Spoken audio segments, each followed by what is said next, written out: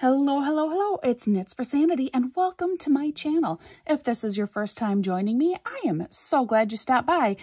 And if you've been here before, perhaps you know that this is episode 3 of my series on diamond painting for beginners. And by beginners, I mean somebody who has absolutely never diamond painted before, as well as people who maybe tried giving the hobby a try a while ago, but for whatever reason, it just didn't stick, which is actually my personal experience. I had given diamond painting a try back in 2019, very shortly after it hit it big, if you will, over in the United States. And for various reasons, the hobby just did not stick. So then I gave it a try again last year in 2022. And suddenly finding a really good quality kit and knowing a little bit more about diamond painting in general, I discovered that actually I absolutely adore this hobby.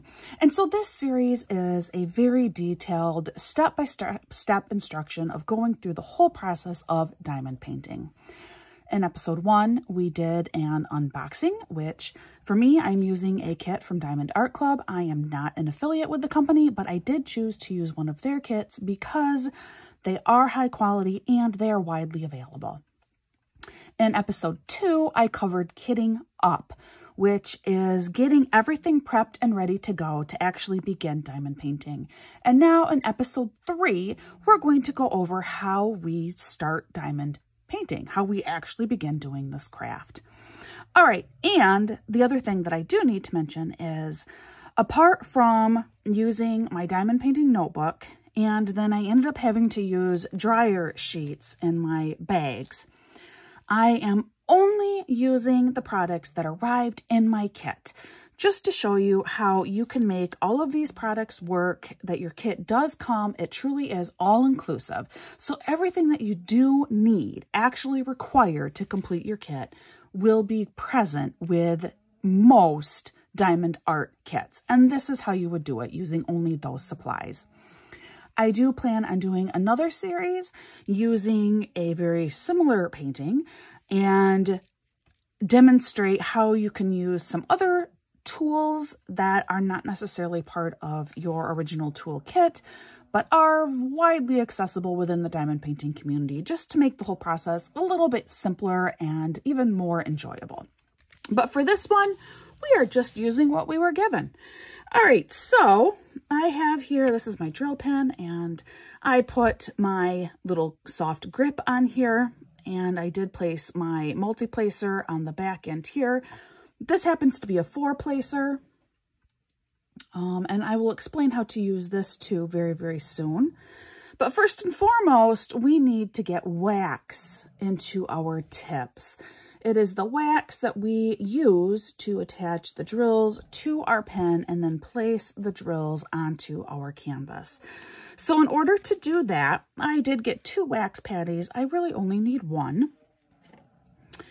And the wax patty does come with plastic on both sides of it. Because I have only this wax and it's not in a separate container, I am going to leave the plastic on one side of my wax and only remove it from the other side of my wax.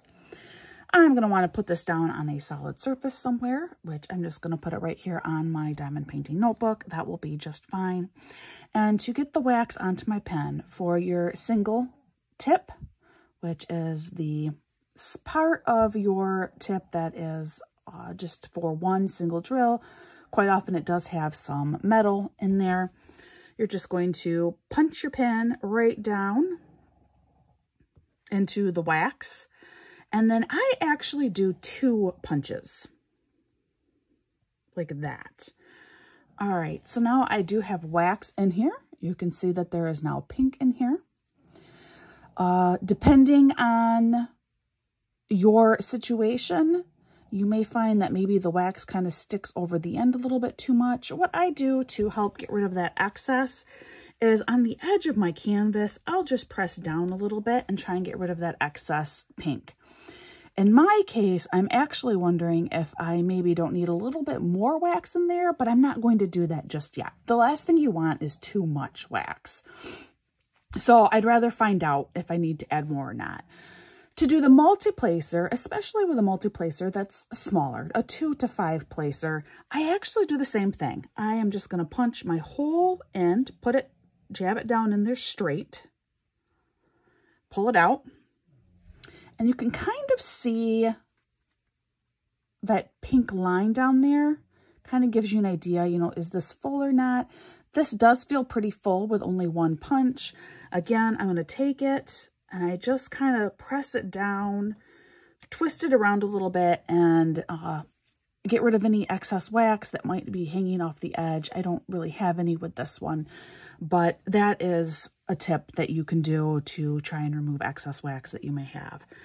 Okay, now to begin, you want your drill tray on a nice flat surface. You are going to pull up a section of your canvas. Now,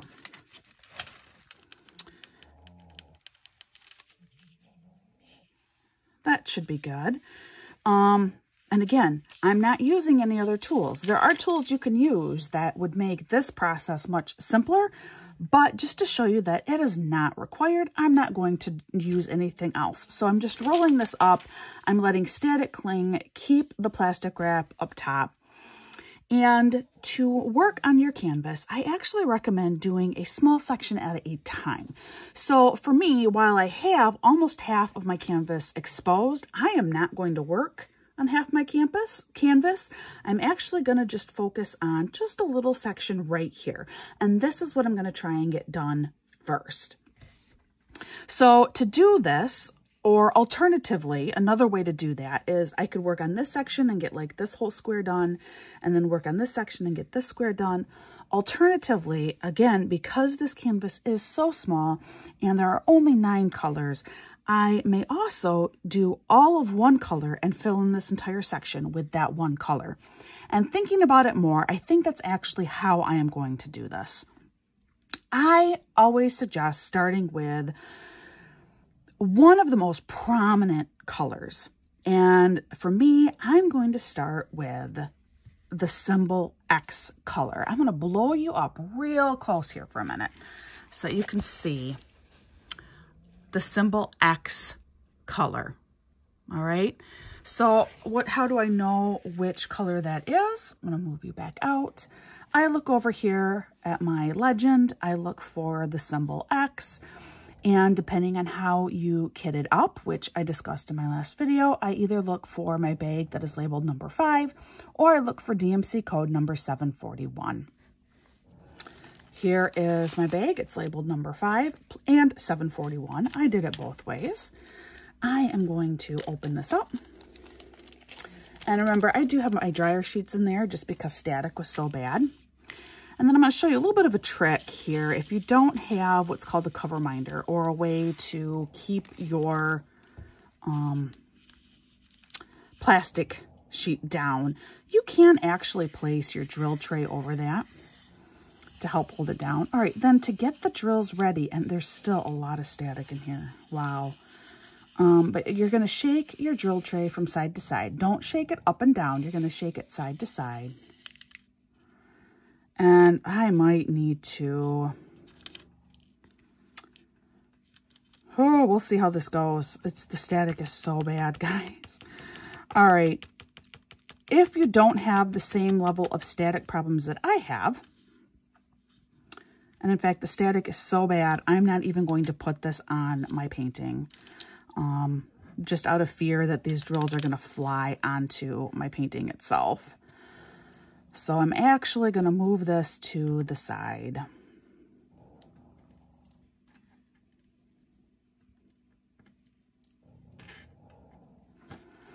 And with tips on how to deal with static, I did cover that in my last video too. Excuse me, my kitting up video, I did go into that a little bit. All right, so in an effort to try and keep the two separated a little bit, I'm going to now leave my drill tray over here. You shake from side to side, and then you can gently tap it down, and your drills will line up in that tray, making them a little bit easier to use. Once you have done that, to single place, which is using this side of your pin, you're going to just, boop, stick it right on there. And then you're going to place it right over your symbol.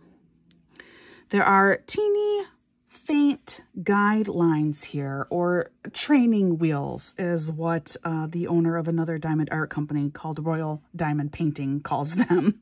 There are little tiny guidelines here that do help show you where you can place these.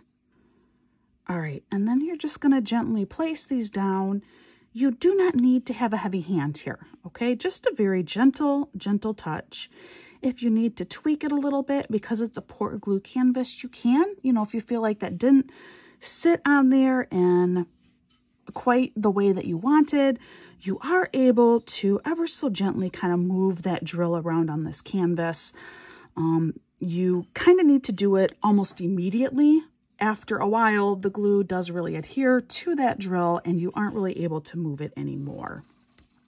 All right, so this is first and foremost the most basic way to go about diamond painting, where you are just picking up one drill at a time and gently placing it down where it belongs. Now, a couple things to note.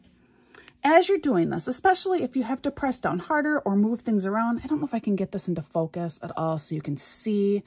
There, now you can see there is a little bit of wax hanging off the tip there. I'm just going to take that and remove it, okay? That's going to happen. That's pretty normal and common. Just take that wax and pull it right off from your drill pen. And you're just going to keep going like this. As long as you keep a really gentle hand and you're not pressing down very, very hard, you will be able to use the same wax for quite a while. Sometimes I will diamond paint for hours. You know, I will diamond paint for an entire day's worth of my diamond painting and never have to replace my wax. So just kind of keep that in mind. If you're finding that you are running out of the ability to pick up your drills really, really fast, you might just be pressing too hard. All right, so that is single placing. We are going to dive right ahead and briefly go over multi-placing. So that is using the other side of your pen. I can pick up about 4 drills at a time. And this is one time where you want to really try and have your drills laid out really nice in here. So maybe reshake a little bit. And then gently, and again, I have such bad static going on, gently scoot them down like this so they're lined up in there. And then I'm just going to gently pop my pen down next to 4 of them that look to be pretty closely aligned. And I have them on my pen now.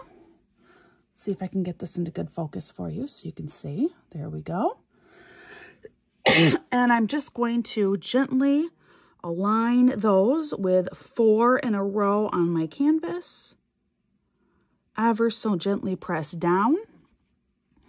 Now, the problem with multi-placing and why some people don't do it at all, ever, they do entire huge paintings only using single placing, is it's a lot easier to get your alignment off just a hair. And again, so I actually had that just now. So what I did, I went through and I just straightened it up a little bit with the single point side of my pen here. But it does, even with having to do a little bit of straightening after I place them, this does speed up the process considerably. Okay. You know, even with having to do this very minor fixing, making them align a little bit better, I still placed 4 drills far more quickly than what I would going like this. 1, 2, 3,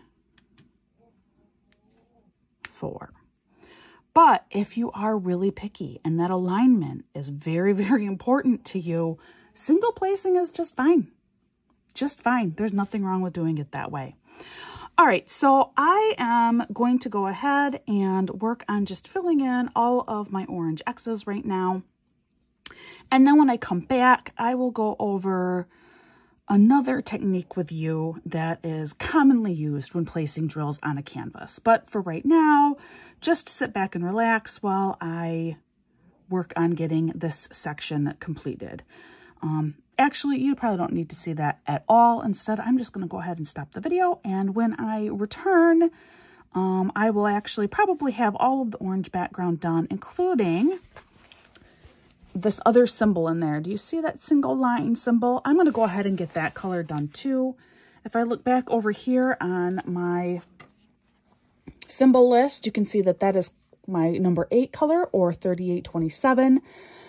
When I am done doing the color that I'm doing now, number 5 or 741 with the X symbol, I'm going to do all of these. And then when I get that all done, I'm going to go ahead and put in this color. And then when I come back, I will go over another technique with you. Hello, I am back. I did complete this section, the orange drills down here, which you should be able to see that now in the video. Okay, although I'll hold it up and move it around a little bit so you can see how that sparkles and how that looks clearly very different from the incomplete sections. And just to, recap, I used a combination of single placing, which is when you just put down one drill at a time, combined with multi-placing, where I would put up to 4 drills on my multi-placer tip here. And that is how I went through and completed this section. I did this darker orange color first, which was color number 5 or DMC number 741. Then I went in and I did the lighter orange color, which was my color number 8 or DMC 3827. And so now I'm done with that. And so the next color that I'm going to move on to is actually going to be my gray.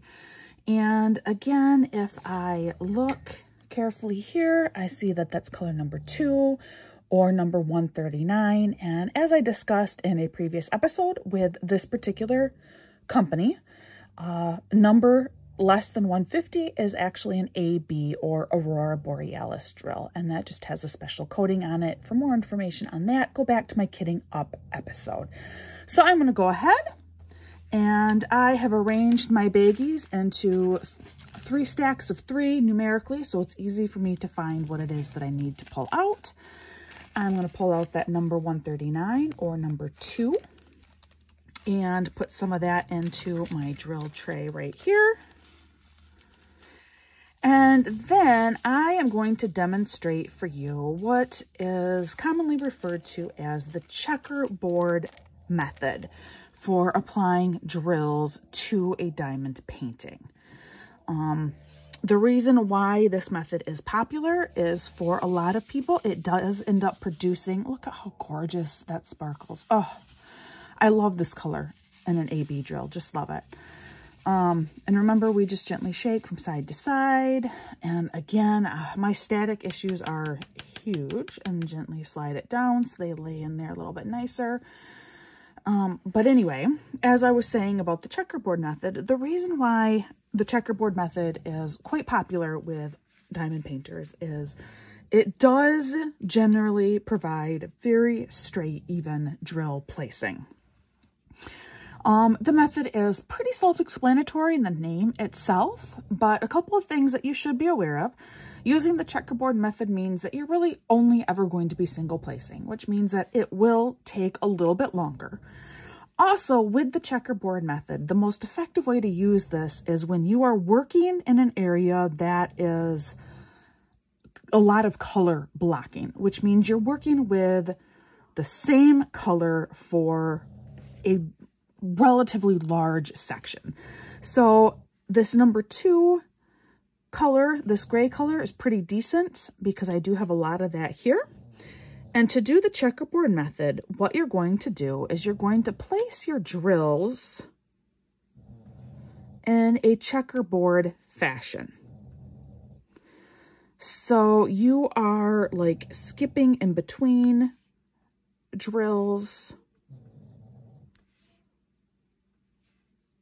You know, you are creating a checkerboard of sorts on your canvas. So you go through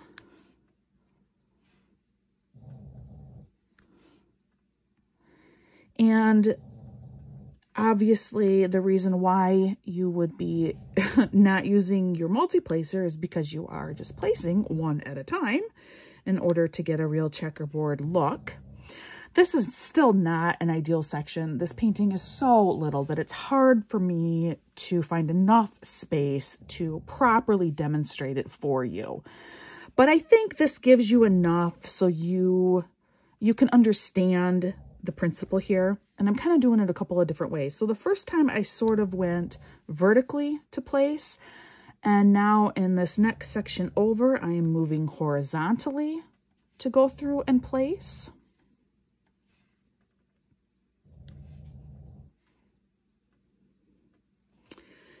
Basically, you are just doing in every other spot, although that's not actually right. Uh-oh. It's okay. I just placed it, so I'm going to very carefully move it over. But you're just putting it down every other spot. And you know what? It looks like I actually... Oh, I could still pick that one up. But this is another great thing to show you. So when I loaded my drill pen, I didn't put a whole lot of wax in here. And I don't know if you remember me talking about that at the beginning of the video, thinking I might need a little bit more. Typically, I would be able to complete pretty much this entire painting with just one load of wax. But when I realized I had enough that it was still working, let's just keep it like that, because then I can show you what happens when you reach the point that you are struggling to pick up drills. It's only when you can no longer, you know, when it takes me a couple of tries to pick up a drill. That is when it is time. You know, here it's taking me a few tries here, and I got to press kind of hard. That is when you want to go ahead and you want to refill your drill pen here. Okay. Oh, and I just lost my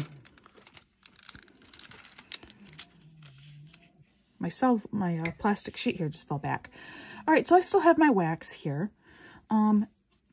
If you can, try and keep the little plastic top with it, just so that you can store it, and that will help keep it moist for a little bit longer. So do try and keep that other piece.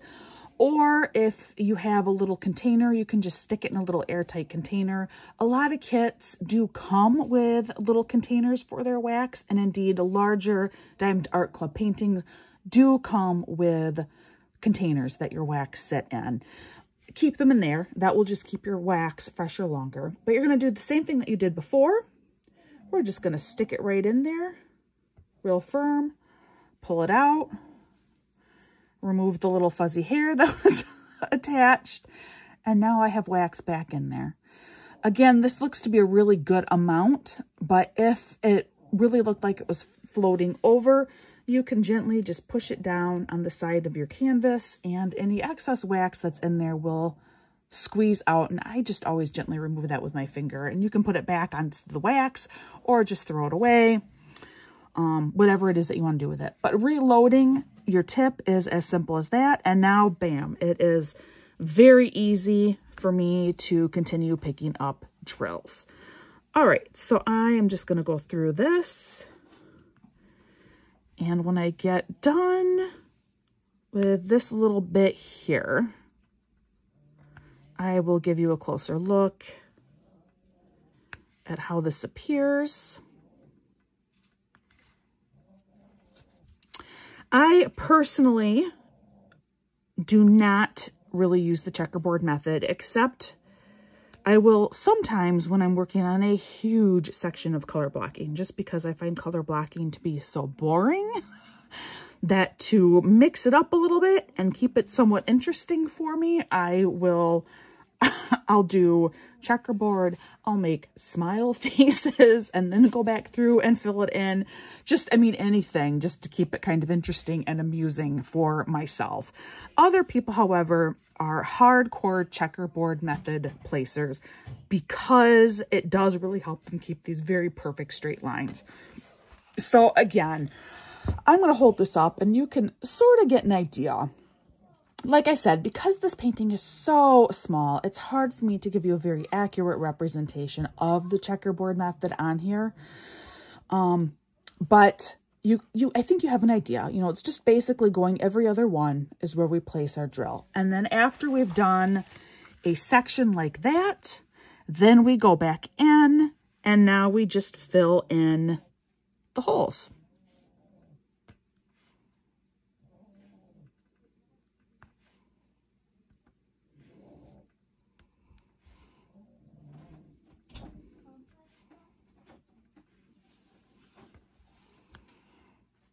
If you hear noise in the background, I have all my children at home. It's in the evening here.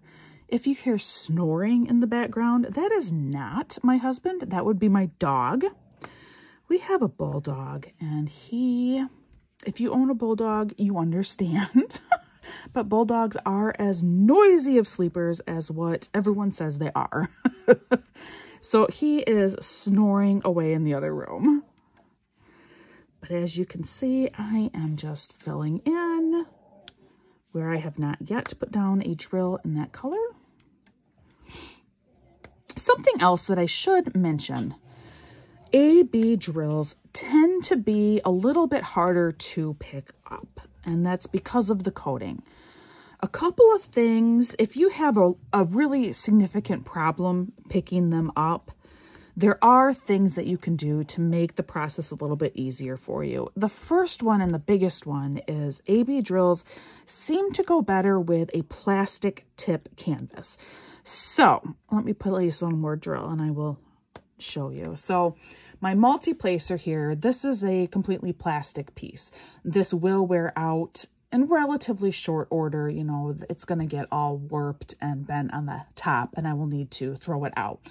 But A-B drills do tend to pick up much easier when you're using a plastic placer versus, you know, this is a metal. Now this is just a cheapo brass mix type tip. So I tend to still do okay picking up my A-B drills with this. But you can get strictly plastic single placers too. And sometimes that will help. You can also single place using your multi-placer side if you want. You can also get some tweezers, square Diamond Art Club kits, and some Diamond Art companies. Any kit that you purchase will automatically come with a pair of tweezers. So you can use tweezers to place your A-B drills. There are options if you are having quite a headache placing your drills. And I have actually found that sometimes it seems to almost depend on the color of the A-B drill too. And I don't know why. I don't think there's any real logic to that. Meaning I think that's just kind of in my head. The other thing that you will find too is when you place A-B drills, that does tend to take up a lot more of your wax. And sometimes you'll get a little bit of a slight waxy film over your drills. We will discuss finishing techniques. That will be our last episode in this series. Don't worry too much about that right now. Just keep moving ahead and we will come back and we will discuss things like that when we are all done with our project. So when you do a bunch of A-B drills, you may actually need to fill up your tip more often because it does seem to kind of take the wax with it. All right, so I think now what I'm going to do is I'm going to keep this rolling and I'm going to keep working on this. And I am going to do the whole rest of this in a checkerboard type pattern so that you can see it, but it will be on fast forward this time around. So for you, just sit back and relax. I'll, play some fun little time-lapse music for you and I will see you on the other side.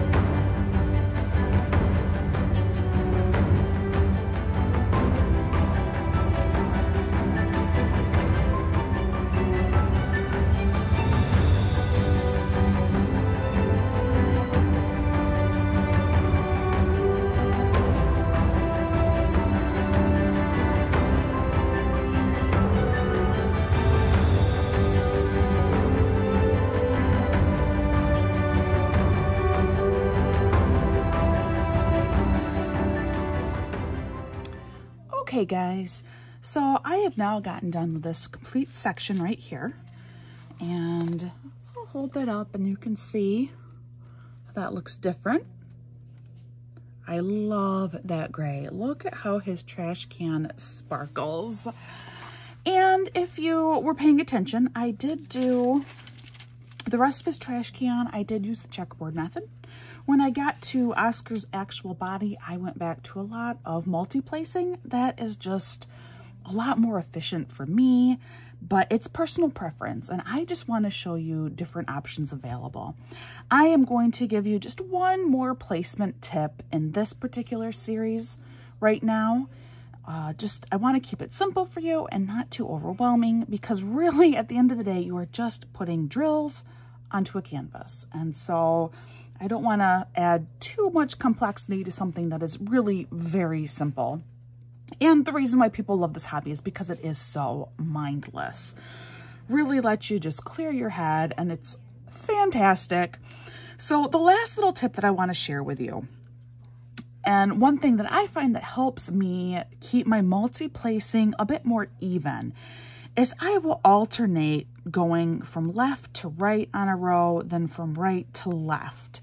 And by alternating, I find that it does seem to help keep my placement a little more even, a little less likely to kind of curve one way or slant one way.